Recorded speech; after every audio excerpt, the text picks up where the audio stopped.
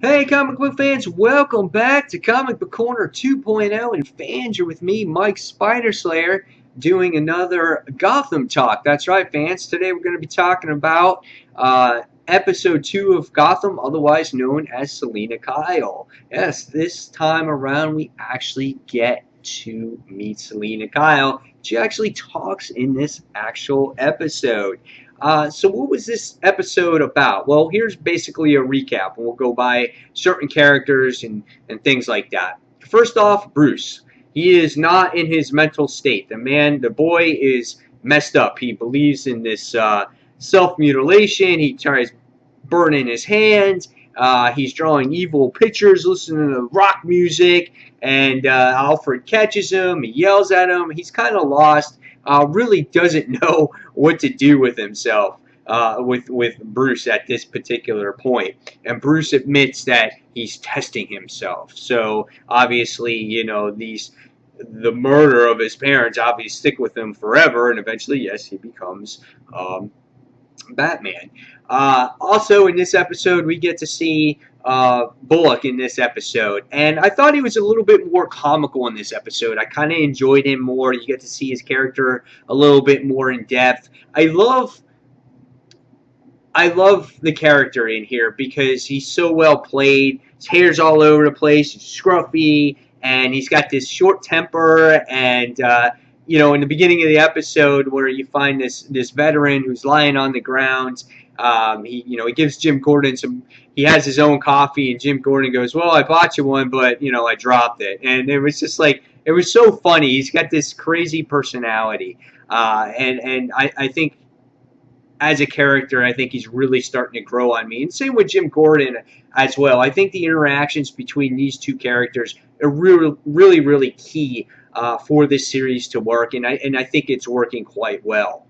Um, Now, also in this episode, we get to see Fish Mooney gets a visit from Falcone, and she was letting him know, or he was letting her know that Cobblepot wound up snitching to him, saying that she's trying to take over, being top crime boss and whatnot. And of course, Fish Mooney winds up, denying the whole situation. So after they have a stern talking to, he has no other choice but to accept her word. She winds up beating one of her staff in the actual episode, which was funny. She gets pissed off and she sends everybody out. And the episode also now continues with the whole Penguin situation, where you get to see him outside of Gotham. You get to see him in the countryside, which was a really cool aspect of the show because you got to see Gotham in a real, real distant background. And he gets in his car, he flips out when these two kids or these college teenagers wind up calling him Penguin as he hitches a ride. He takes a beer bottle, breaks it against the glass, and he kills one guy and he kidnaps the other guy. And he's trying to hold them for ransom, but but the mother doesn't believe him. I thought that was hysterical. And you see this obsessive compulsive thing that he has with Gotham and the police department and everybody else around there too. Um, Also, Arkham Asylum is mentioned in this episode too, which I thought was pretty neat, saying that this drug that was used to kidnap these children in this episode, this ATP drug was used on their patients. So they had that mention of Arkham, which was really cool as well. Another cool thing is, yes, you get to see finally Selina Kyle actually talk. She's referenced here as Cat. That's her nickname in the episode.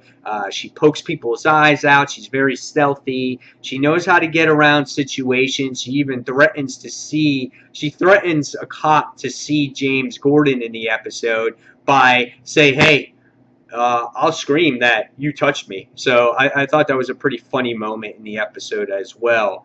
Um, but again, the main part of this episode was that there was these children that were being captured, and they were being poisoned by this. I think they called it ATP stuff, and they were supposed to. These two characters were supposed to bring these children to the doll maker, and that was the villain that was mentioned in this episode. like I said, it was mentioned. You never actually saw the villain in this episode. And will we ever see the Dollmaker again, or is it just a name drop like this series likes to do?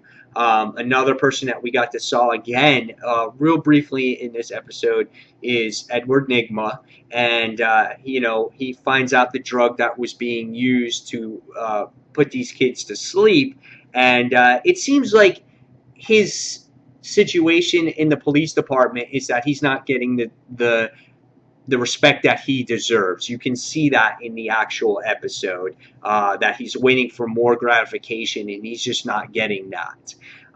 So these are some of the things that happened in this particular episode. I watched it last night briefly and then I fell asleep, and I thought the episode was boring because it put me to sleep. It really was because I was tired. This episode was really entertaining. I really enjoyed the character interaction between James and Bullock, and I love seeing the Penguin. I want to see more of his progression to that, to his rise in power. I love his character. For some reason, I really enjoy him in the actual show. And Selina Kyle is just much older than what she really is her age. I mean, you would think she was a 17-year-old teenager, and she's really like 13 in the actual show. So we finally, as we got to see her, we can see that she's swift and she's smart on her feet, and she tries to give James Gordon some information about Bruce, because she knows who actually killed Bruce. She witnessed the murder. So it looks like her and James Gordon are going to be working together here and there. Now, these other two little villains that were in this episode that were capturing these kids for the doll maker, they were okay, but they were, you can see that was the generic part of the show. It seemed very generic to me. The thing that gets you the most here is the Penguin, Selina, James, and Bullock. Those are the guys that hit it for me in this particular episode. So after watching this episode, guys, I'm going to give this one a 4 out of 5. It looks like this was just a pause in the Bruce Wayne murder case. It looks like they're going to progress further in that as the series goes along. And yeah, I can't wait to see where this goes. So after watching this one, I give this one a little bit better rating than last week. I give this one a 4 out of 5. There was some slow points there, some generic points, but overall, a solid episode. So guys, let me know what you thought of this episode of Gotham. And as always, fans, thank you for watching Comic Book Corner 2.0. This has been Gotham Talk. Take care, guys.